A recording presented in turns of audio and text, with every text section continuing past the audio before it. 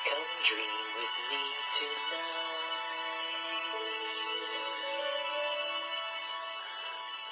Hi, my name is Teddy Ruxpin.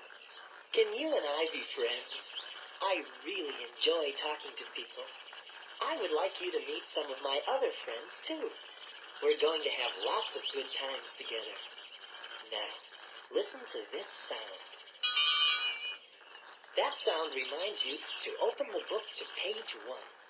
Each time you hear that sound again, you turn a page, okay? There's Grubby. He's been a good friend of mine for a long time. Say hello to our new friends, Grubby. Oh, hi there. How are you? Hey, Grubby. Do you remember this song? Yes, I sure do. Your friend is what I'd like to be. Your friend, 'cause I like you. Do you like me? My friend, I'd like for you to be. My friend, I'm nice to you, you're nice to me. Friendship is a lovely word. It makes a lovely sound. Friends are people that you like and like to be around. Your friend is what I'd like to be. Your friend, 'cause I like you, do you like me? Of course, Grubby. My friend, I'd like for you to be. My friend, that's you, my friend. I'm nice to you, you're nice to me. Friends are people that you help when they have things to do. Friends are there to lend a hand when there are things that you must do. That's what friends are for. Your friend is what I'd like to be. Your friend, 'cause I like you. Do you like me? My friend, I'd like for you to be. My friend, I'm nice to you. You're nice to me. Friends can make you smile when you are sort of feeling sad. And friends will make you happy. And I'm real glad I have you for my friend. My friend.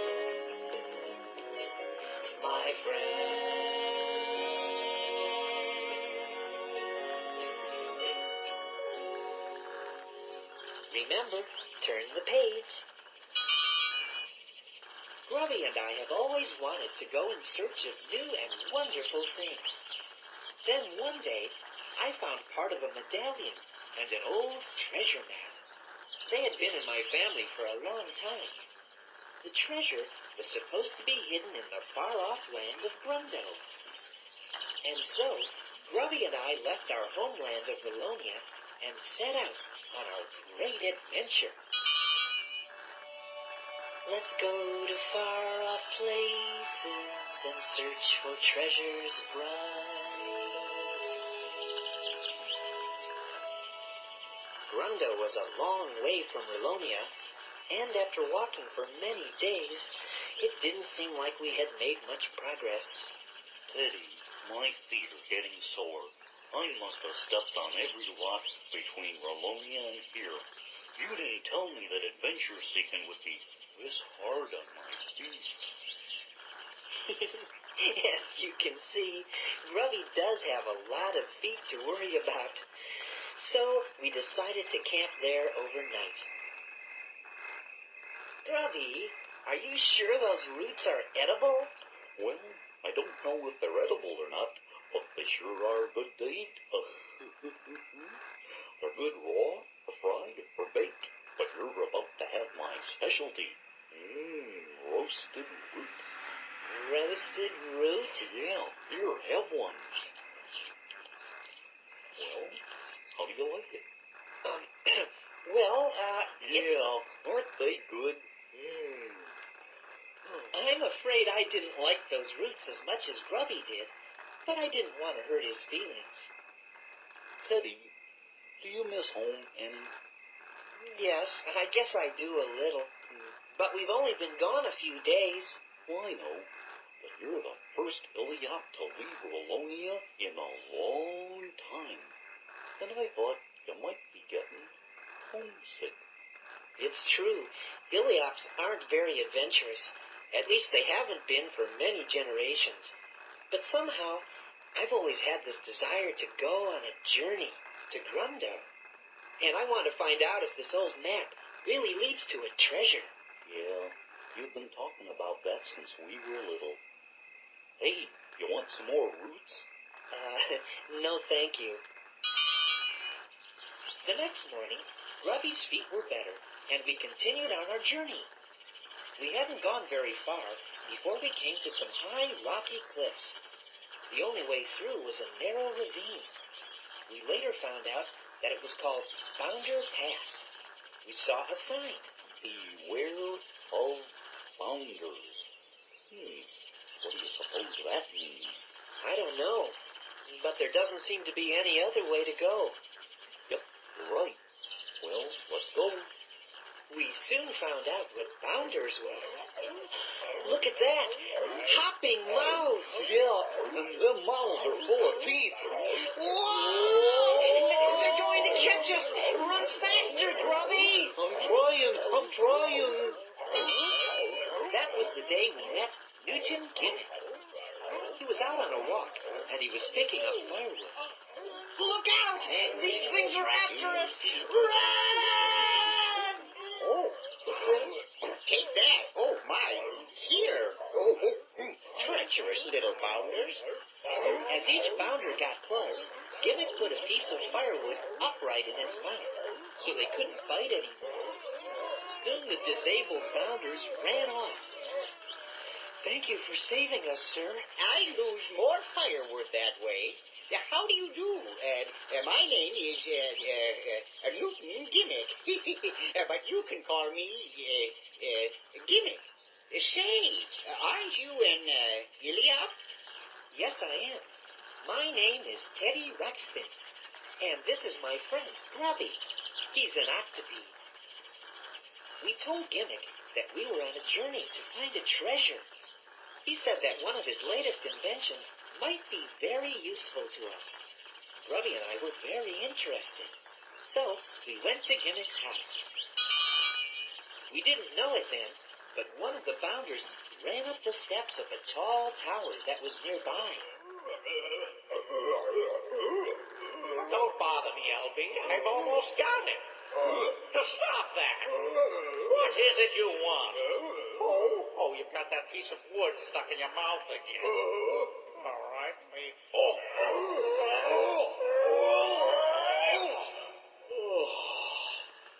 Guess what? It seems that someone named Tweeg lived in that tower, and LB, the leader of the bounders, worked for Tweeg. Guess what? Be quiet. I'm sure I've got the right combination this time. Just think, to actually make gold out of buttermilk. Gold out of buttermilk. Gold out of buttermilk. Tweed, the closest you've ever come to making gold is a buttermilk donut. LB, how many times do I have to tell you? The name is Tweeg. Tweeg. Hey, Tweed, Gimmick has visitors. Listen, I thought I told you to be quiet. Gimmick has visitors? Yup, 2 of them. Oh, I knew that Gimmick was up to no good. I've always known he wanted to steal my formula. Yeah, he's probably dying to make buttermilk donuts. We found out that Tweeg really wants to get rich, but he doesn't care how he does it. And so, he doesn't trust anyone else. Through his spyglass, Tweeg saw Gimmick, Grubby, and me sitting on Gimmick's front porch. You're right, LB. There they are. They must be making plans to attack. LB, run down there and find out what they're saying. Run down and find out what they're saying. Run down and find out what they're saying. Meanwhile, Tweeg was loading his cannon. Okay. This'll teach Gimmick a thing or two. What was that? Oh, nothing. It's just Tweeg firing his cannon at us. Wow! Oh, don't worry. It's been going on ever since I moved here. It used to bother me, too, till I realized that he is, without a doubt, the world's worst shot. The cannonball landed harmlessly a little ways away.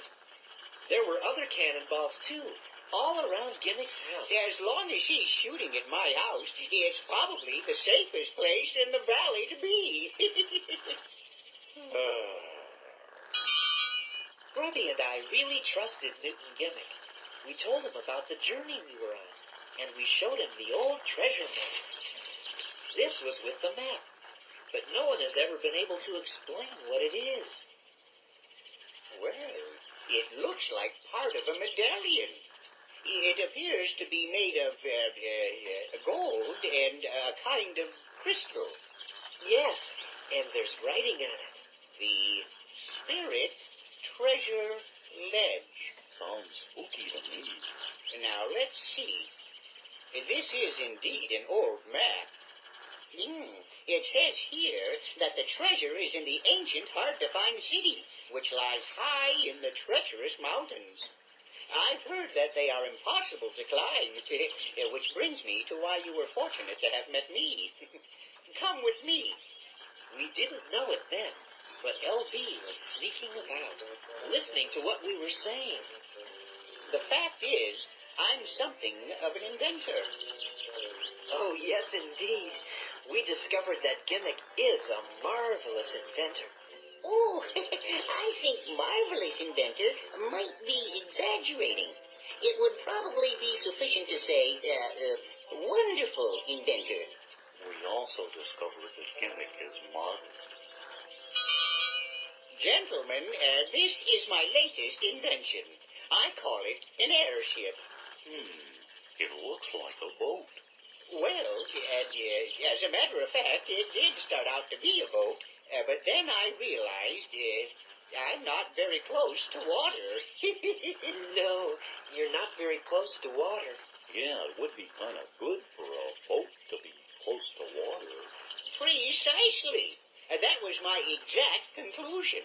But then the idea hit me. If a boat could float on water, it could also float on air. If the air is hot, that is. Gimmick explained that he had constructed the airship out of special wood and metals that were very lightweight. So, by pumping hot air into a giant airbag under the ship, the hot air would rise and cause the ship to lift right off the ground. With this airship, we can fly as high and as free as a bird. We can fly right over the treacherous mountains to the hard-to-find city. That's wonderful. You are more than welcome to share the treasure, if we're lucky enough to find it, that is. Yeah, there should be plenty of treasure. All right, let's get underway. If you fellas can begin loading this firewood, I'll go inside and pack some provisions. All right. As Gimmick walked up to his house, he was still carrying the rolled-up mat.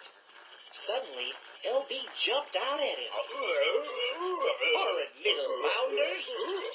Without thinking, Gimmick stuck the map into LB's mouth, just the way he had driven off the other bounders using firewood. Gimmick didn't realize what he had done. LB took the map to Tweeg.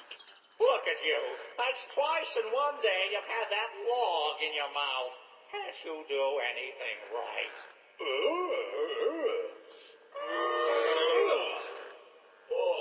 Can't I do anything right? I ought to take that treasure map somewhere else. Yeah, oh, treasure map? What treasure map? The one you're holding in your hand, Twing. Tweed got really excited. He wanted to get the treasure, but LB told him that Gimmick, Grubby, and I were going after the treasure in the airship. So, Tweed had an idea. Did you put my gold samples and formulae in the safe place? It's all taken care of. Is the wagon loaded? And that's all taken care of, too. Now sneak back to Gimmicks with this phony map. Oh, all right, please. Keep the fire hot, Grubby. Okay, Gimmick. Gimmick, do we have all the supplies? Yes. Where's the map? Oh, let me see. Now, where did I put that map? I don't see it here anywhere. Well, I'll go and check in the house. LB snuck back to Gimmick's house and left the phony map that Twig had made. Here's the map. Yes. I found the map. Good. Here, I'll put it with the rest of the supplies. Say, Gimmick, something about the design of this airship doesn't seem quite right. Oh, don't worry, my boy. It's working just like I expected. As the airbag filled with hot air, the ship began to lift off the ground. Teddy, something just doesn't seem quite right. The ship lifted off the ground, and Newton Gimmick was delighted with his new invention. But somehow, something still didn't seem quite right. Do you know what it was? Teddy, something just doesn't seem quite right. And I think I know what it is. Oh. We're tipping over! We're tipping over! Look out, Grubby!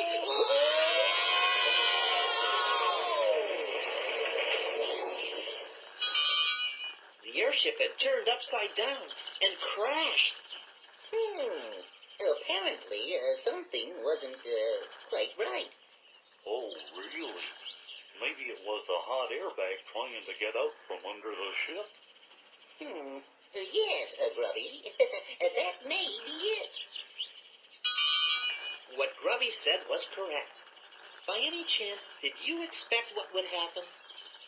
We discovered that the hot air should pull the ship up into the sky, not push it, which meant that the ship would have to be suspended by ropes from the airbag. Indeed, Teddy. And once we had done that, everything was all right. And so, as the airship lifted off the ground, Grubby and I were happy to have met a new friend. We liked Newton Gimmick because he loved to discover new and wonderful things, and we looked forward to the many adventures that we would have. And if our dream's a good one, and if we see it through, then the wondrous dream we dream tonight someday just might come true.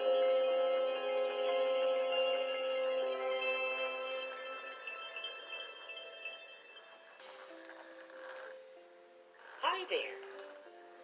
Well, Grubby, Gimmick, and I were off in search of the treasure.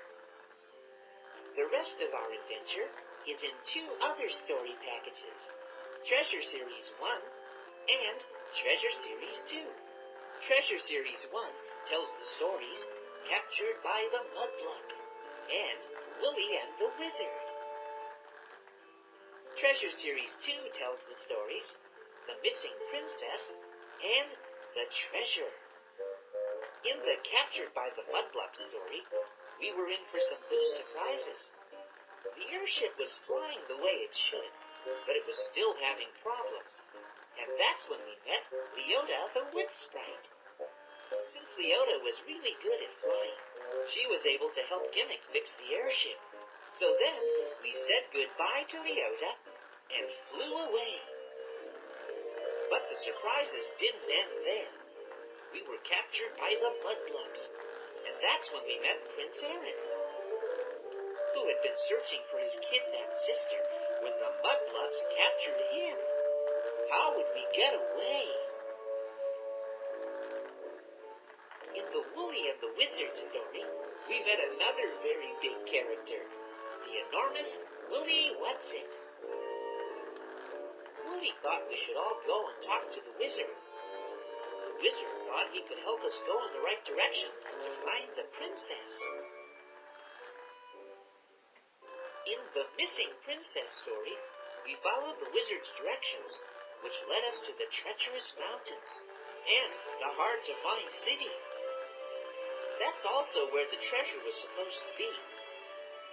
Would we be able to free Princess Eruzia? And would we ever find the treasure? To find out these answers and to meet some of our new friends, look for Treasure Series 1 and Treasure Series 2. Thank you, and goodbye.